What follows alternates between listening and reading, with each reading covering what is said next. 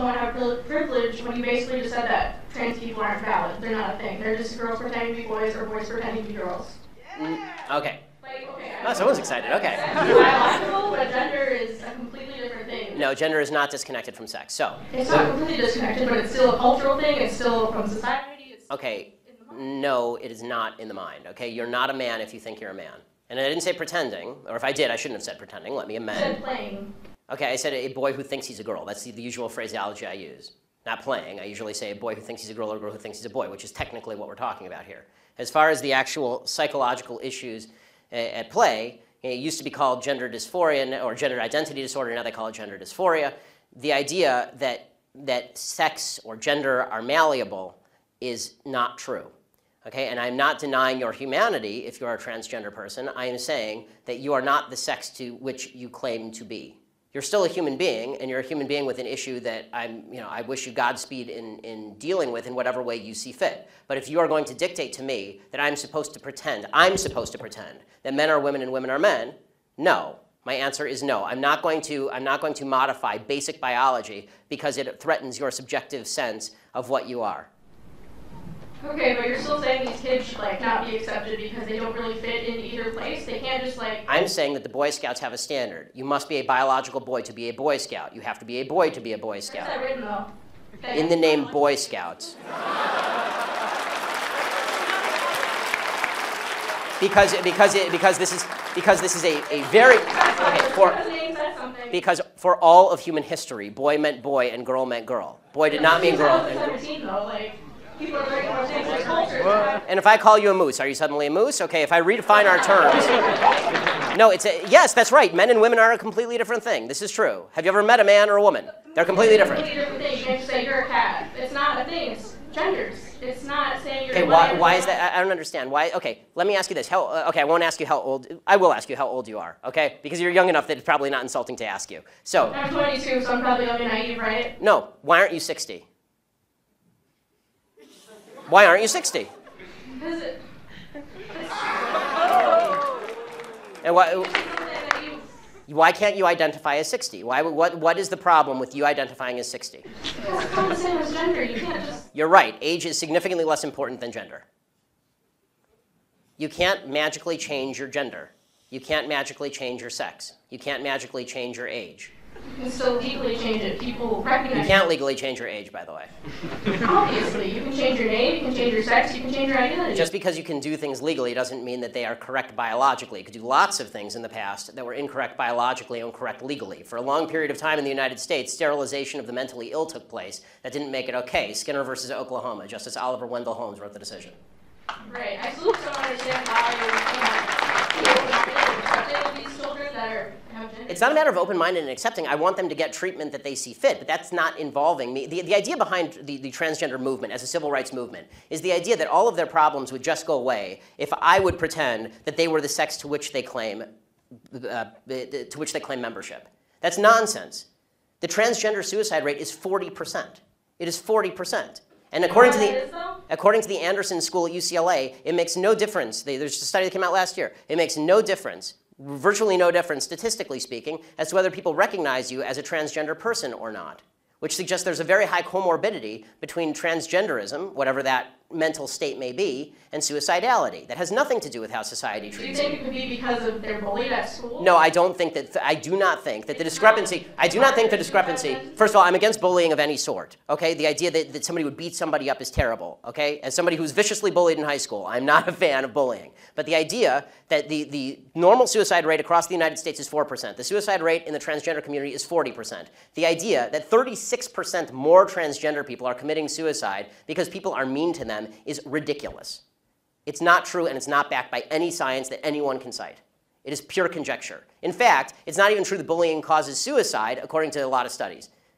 For example, in the black community, where the idea is supposedly that America is a racist society, blacks are bullied a lot. Okay, in the black community has significantly lower suicide rates than in the white community. In fact, in third world countries, the suicide rate is significantly lower than in first world countries. Suicide actually seems to be a privilege of the upper classes, if you actually look at it from a financial perspective. So the idea that suicidality is directly a result of people like me saying, no, men are not women and women are not men, it's not true. It's also... So you think it doesn't impact their identity at all, or their depression, or how they feel about themselves? I think the idea that you're going to sacrifice the entire society's proper definition of sex because you think that there is in legal terms, somebody with an eggshell skull, meaning that somebody who has a pre-existing condition that makes them more susceptible to criticism, that is not a way to run a society. You can't sacrifice truth because some people are going to actually suffer because of the truth. Plus, there's no evidence whatsoever that the suicide rate would go down in the transgender community in any marked way if people just started pretending that men were women and women were men. We're trying that experiment now. We'll find out whether it works. So far, no evidence. Have you talked to a group of trans people at all instead of this group of, like, white people? I'm more than happy to talk to a group of any people who will have me, but usually they protest me. Okay, last question about your Planned Parenthood thing. So why do you think it's not about controlling women's bodies and just about the separate life? Like, after the baby is born, how come when people don't care about them? They don't care where they end up in foster care, they don't care about the mother being poor? Like... Okay, I do care about the mother being poor, I do care about foster care. Okay, but why don't you advocate for that, though? Because Planned Parenthood is supposed to prevent abortions. Because, Planned Parenthood doesn't prevent abortions. They perform hundreds of thousands of abortions a year. They perform 300,000 abortions a year. They're the leading abortion mill in the United States. Evidence for that, though? That they perform 300,000 abortions a year? From Planned Parenthood. That's my evidence. They don't dispute that. No one disputes that. Like birth control and cancer. I'm not anti-birth control.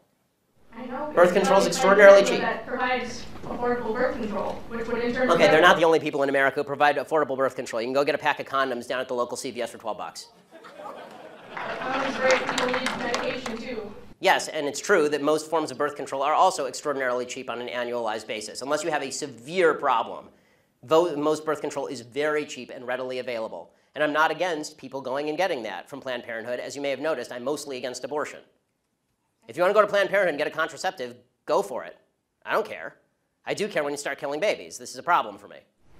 But what about in rape and incest situations? Okay, so this is so here's the question. It's different, yes. I mean, this is a long conversation. I'm enjoying it actually, which is why I'm allowing you to stay. But the